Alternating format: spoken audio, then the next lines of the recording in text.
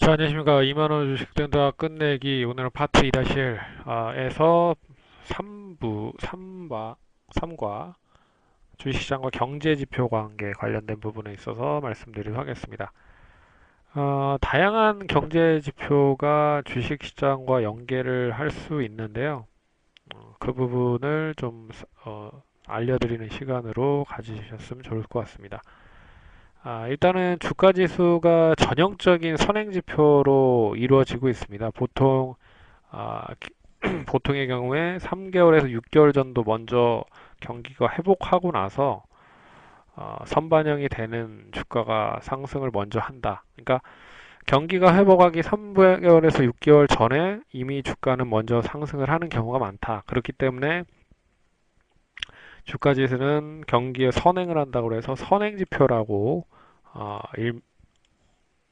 일컬어진다라고 생각을 하시면 됩니다. 그러면 선행지수와 동행지수 그리고 후행지수 뭐가 있는지를 한번 살펴보도록 하겠습니다. 다양하게 있는데요. 고용 쪽에서는 이직자 비율이 선행지표고요. 그리고 이제 동행지표는 비농가 취업자 수, 그리고 후행지표는 이직자 수, 비농가 실업률, 이직자 수, 뭐 이 정도 흐름이라고 보시면 될 것 같습니다. 그리고 생산, 그리고 투자, 소비 뭐 이렇게 뭐 있다라고 생각을 하시면 좋을 것 같고요.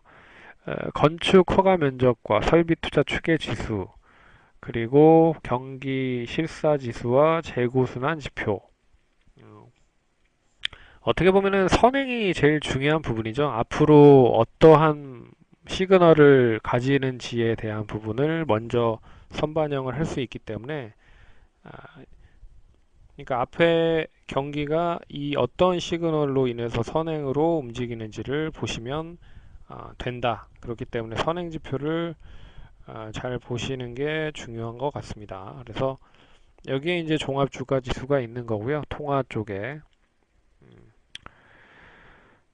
동행 지수는 이제 지금 어떠한 시장의 경기가 어떻게 움직이는지를 보시면 좋을 것 같고 후행 지표는 나중에 움직이는 경우이기 때문에 어떻게 보면 선행지수가 제일 중요하고 그 다음에 동행지수 그리고 후행지수 뭐 이런 흐름으로 보시면 좋을 것 같습니다. 고용 생산 투자 쪽에 대한 부분을 중점적으로 보시면 좋을 것 같고요. 거기에서 이제 뭐 통화 쪽은 종합주가지수 그리고 무역은 수출 신용장 부액 그리고 수출액 수입액은 동행지표다. 뭐 이 정도만 아시면 좋을 것 같습니다. 그럼 이제 본격적으로 어떠한 흐름을 보이는지에 따라서 주가 주식시장과 어떠한 밀접한 연관이 있는 지표들이 있는지를 살펴보는 시간을 한번 가져보도록 하겠습니다. 이건 이제 경기 사이클이랑 주가의 관계인데요. 이 선행지수이기 때문에 경기가 상승을 하는 것보다 아, 주가가 먼저 선반영이 된다라는 부분으로 보시면 될 것 같습니다. 그래서 경기가 빨간색이고 주가가 이 검은색으로 표시가 되는 흐름인데 회복기, 화랑기, 성숙기, 쇠퇴기 뭐 이런 흐름으로 움직인다 라고 보시면 될 것 같고요. 경기보다 3개월에서 5개월 정도 선행적으로 움직인다 라는 부분을 보시면 좋을 것 같습니다. 이제 그러면 통화량과 GDP 성장률을 보도록 할게요. 일단은 이제 경제 활성화의 전제 조건 중에 가장 시중에 돈이 있는지 없는지를 활용하는 게 화폐에 대한 통화량 부분입니다. 일단 시중에 돈이 많이 풀리면 화폐 유동성이 상당히 높고 통화량이 많이 풀렸다라고 설명을 할 수가 있을 것 같고요. 일단은 통화량이 많이 확대가 되면 결국 자금 조달 비용이 줄어들어서 자금 사정이 좋아지면 이를 통하여 설비 투자나 고용 투자를 할 수 있는 부분이죠. 그러니까 어, 돈이 계속 시중에 풀리면 그 풀린 걸 가지고 기업들이 투자가 이뤄진다라고 하는 뜻을 보시면 좋을 것 같습니다. 그리고 음, 이제 GDP 성장률을 보셔야 될 필요가 있는데 이거는 GDP 성장률은 이제 국내 우리나라 영토에서 생산되는 모든 상품이나 서비스의 가치를 종합한 지표다라고 보시면 될 것 같습니다. 그래서 얘네 예전에는 GMP를 많이 봤는데 요새는 이전에 최근 들어서 이제 GDP를 많이 본다라고 생각을 하시면 될 것 같습니다. 네. 그래서 GDP가 계속 상승을 하는 추이면 결국엔 주가도 상승할 확률이 높다. 그러면 지금 추이를 한번 보면 지금 추이는 통화량이 계속적으로 줄어들고 있는 상태죠. 왜 그러냐면 미국부터 시작해서 글로벌 시장 쪽으로 금리를 계속 높이고 있기 때문에 그런 부분에 있어서 통화량이 계속 줄어들고 있는 흐름이다라고 보시면 좋을 것 같고 뭐 GDP 성장률 같은 경우에는 우리나라가 이제 뭐 경제 성장률에 대한 부분으로 봤을 때 아, 지금 3%에서 2.9%로 이제 한국은행이 올해 예상 경제 성장률을 낮췄습니다. 예, 그런 부분에 있어서 거기에 있어서 GDP 성장률도 조금 뭐 감소가 될 수도 있다라는 부분을 보시면 좋을 것 같고 여기 이제 물가와 주가 상관인데요. 시중에 통화량이 많아지면 결국에는 현상 중에 하나가 볼 수 있는 게 인플레이션입니다. 왜 그러냐면 돈이 많아지기 때문에 돈이 많다라는 거는 시장에 돈이 많이 풀려서 그 돈이 많이 사용이 되면 결국엔 물가가 상승을 할 수밖에 없는 부분이죠.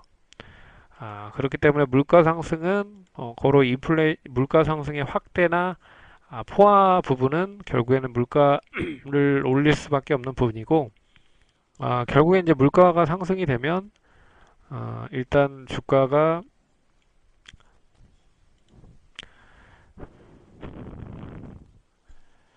상승을 한다라고 보시면 될 것 같습니다. 예. 반면에 이제 인플레이션이 반대가 이제 디플레이션인데요. 이제 물가가 침체가 되고 물가가 인하가 되는 흐름인데 물가가 인하가 되면 결국엔 시중에 돈이 많이 없기 때문에 결국에 주가도 많이 상승할 수 있는 여력이 줄어든다라고 보시면 될 것 같습니다. 그러니까 결국엔 물가와 이 주가가 거의 이제 정비례한다라고 생각을 하시면 될 것 같아요. 반면에 이제 스태그플레이션 같은 경우에는 이제 경기가 침체를 하는데 물가는 상승한다. 예, 그렇기 때문에 별로 그렇게 썩 좋은 흐름을 보이지 못하겠죠. 예, 그래서 물가와 주가 차이는 정비례한다라고 보시면 좋을 것 같고 금리와 주가도 결국에는 정비례보다는 역비례한다라고 생각을 하시면 될 것 같습니다. 왜 그러냐면 이제 통화량을 기준을 통해서 일단 부양을 하는 경우 그 부분이 이제 금리인 거잖아요. 그렇기 때문에 통화량이 많아지면 결국 금리를 높여서 시중에 있는 돈을 줄여야 되는 부분이고, 예. 그리고 통화량이 적으면 금리를 풀어서 금리를 금리를 낮춰서 결국엔 시중에 돈을 많이 풀어야 통화량이 증가하겠죠. 예, 그렇기 때문에 통화량이 적으면 금리를 인하할 가능성이 높아서 통화량을 풀 것이다. 예, 그렇기 때문에 역비례라고 보시면 될 것 같습니다. 금리와 결국에 주가는 역비례한다. 그러니까 금리를 높이면 시중에 돈이 풀릴 가능성이 줄어들기 때문에 결국에 이제 쉽게 말해 이거죠. 기업이나 가게에 빌려주는 이자율이 높아진다. 금리가 높아진다. 그러면 주가는 빠질 가능성이 크고 예, 반대로 낮아진다. 그럼 높아진다. 라는 부분으로 보시면 좋을 것 같습니다. 밑에 얘가 있으니까 참고를 하시면 좋을 것 같고요. 금리 인상 관련된 부분과 인하 관련된 부분으로도 영향이 있으니까 참고하시면 좋을 것 같습니다. 환율에 대한 부분인데요. 환율에 대한 부분을 보면 환율 상승했을 때 역시 원화 가치가 하락한다. 그럼 1,000원에서 1,100원이 되면 환율은 상승하는데 원화 가치는 하락한다는 뜻으로 볼 수가 있고요. 환율 하락하는데 원화 가치 상승한다는 뜻으로 볼 수가 있습니다. 그러니까 환율 하락과 환율 상승은 원화 가치에 따라 움직인다라고 보시면 좋을 것 같고요. 일단은 환율이 상승을 하면 원화 가치가 하락을 하면 외국인은 환차손을 발생할 수밖에 없습니다. 왜 그러냐면 예전에는 1,000원에 1달러를 바꿨는데 이제는 1,100원이 되죠. 그러니까 차이가 크면 클수록 외국인은 매도할 가능성이 높고 최근에 우리나라가 1050원에서 1150원까지 계속 올라가고 있잖아요. 1120원에서 50원까지. 그러니까 지금 상황은 이 상태라고 보시면 될 것 같습니다. 나머지는 그 반대라고 보시면 좋을 것 같고요.